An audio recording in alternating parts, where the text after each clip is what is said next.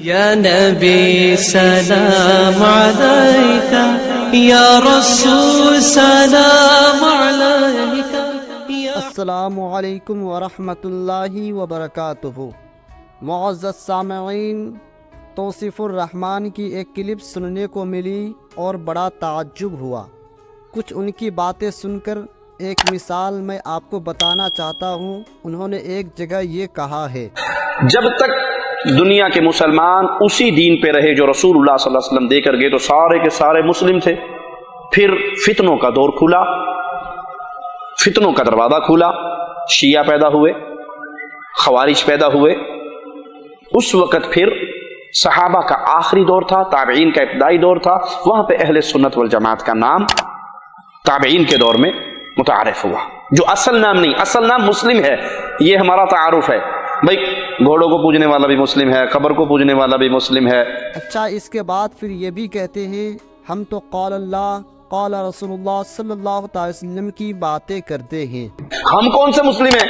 ہم وہ مسلم ہیں جو صرف قال اللہ وقال رسول کو مانتے ہیں، ہم وہ مسلم ہیں۔ ہمیں اہل السنہ والجماعہ بھی کہا جاتا ہے، اہل الحدیث بھی کہا جاتا ہے، تو یہ ہمارا تعارفی نام۔ تو اب مجھے بتائیے، قبر کو پوجنے والا مسلمان کہنا یہ قال اللہ اور قال رسول اللہ میں کہاں ہے؟ یعنی قرآن اور حدیث میں کہاں ہے؟ گھوڑوں کو پوجنے والا یہ مسلمان قرآن اور حدیث میں کہاں ہے؟ جو ایک جگہ یہ کہتے ہیں کہ یا رسول اللہ کہنے والا مشرک ہے، اللہ کے نبی سے اولیاء سے مدد مانگنے والا مشرک ہے، اور دوسری جگہ یہ کہتا ہے کہ قبر کا پجاری ہو تو بھی مسلمان ہے، گھوڑوں کا پجاری ہو تو بھی مسلمان ہے۔ اچھا، اگر ان کا اشارہ اہل سنت والجماعت کے لوگوں کی طرف ہے تو یہ ایک بہتان ہے، یہ ایک الزام ہے، اس لیے کہ کوئی بھی سنی مسلمان یعنی جو صحیح معنوں میں مسلمان ہے وہ کبھی بھی اللہ کے سوا کسی کی پوجا نہیں کرتے، نہ ہی کسی پتھر کی، نہ ہی کسی مٹی کی پوجا کرتے ہیں، بلکہ اللہ تبارک و تعالی ہی کی عبادت کرتے ہیں۔ ہاں، جس قبر میں اللہ کا نیک بندہ رہتا ہے، چونکہ وہ جگہ حدیث کی روشنی میں جنت کے باغوں میں سے ایک باغ ہے، تو جنت کے باغ کے پاس قریب رہ کر اللہ تبارک و تعالیٰ کے ولی کے وسیلے سے اللہ کی بارگاہ میں دعا کرنا یہ پوجا نہیں ہے، بلکہ یہ سنت سے ثابت ہے۔ ہمارے آقا صلی اللہ تعالی وسلم نے وصال کے بعد حضرت امیر حمزہ رضی اللہ تعالیٰ عنہ کو اے پریشانیوں کو دور کرنے والا یا کاشف القرب، اس طرح کے الفاظ سے حضور علیہ الصلاۃ والتسلیم نے یاد فرمایا۔ تو یہ بھی اللہ کے نبی صلی اللہ علیہ وسلم کی سنت ہے۔ انہوں نے ہمیں یہ بتایا کہ اللہ تعالیٰ نے میرے غلاموں کو یہ طاقت عطا فرمائی ہے کہ وہ اللہ کی دی ہوئی طاقت سے لوگوں کی مشکلوں کو آسان فرما دیتے ہیں۔ اچھا، پھر توصیف الرحمن کا یہ بھی کہنا کہ اہل حدیث کا ہونا یہ لازم ہے، اگرچہ نام رکھنا یہ ضروری نہیں۔ اہل حدیث بننا لازم ہے، کہلوانا۔ ہم آپ کو یہ بتانا چاہتے ہیں کہ یقیناً ہمارے بزرگوں نے اہل سنت والجماعت کو اہل حدیث کہا ہے، یعنی بڑے بڑے محدثین جو اہل سنت والجماعت سے تھے ان کو اہل حدیث کہا گیا ہے۔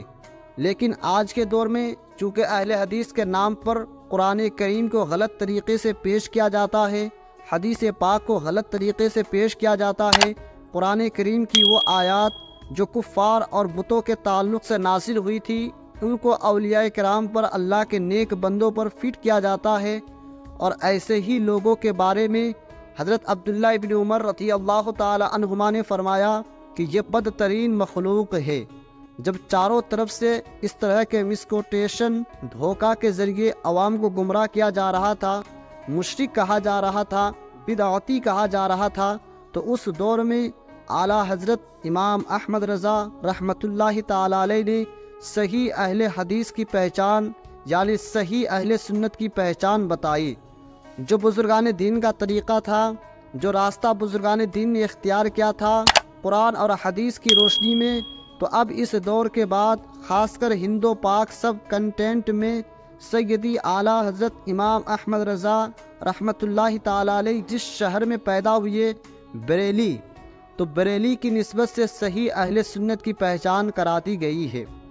اور یہ بھی بڑے بڑے علماء نے، بلکہ اس دور کے حرمین شریفین کے علماء جو اہل سنت والجماعت سے تعلق رکھتے تھے، تو ان علماء کرام نے بھی اعلیٰ حضرت امام احمد رضا رحمۃ اللہ تعالیٰ علیہ کو پہچان بتا دیا تھا، خاص کر ہندو پاک سب کنٹینٹ کے لوگوں کے لیے، کہ اہل سنت کی یہ پہچان ہے۔ اس بنا پر بریلوی مانا جائے گا، اگرچہ بریلوی کہلوانا یہ ضروری نہیں۔ دشمن مصطفیٰ سے یہ کہہ دو، خیر چاہے تو ہم سے نہ الجھے،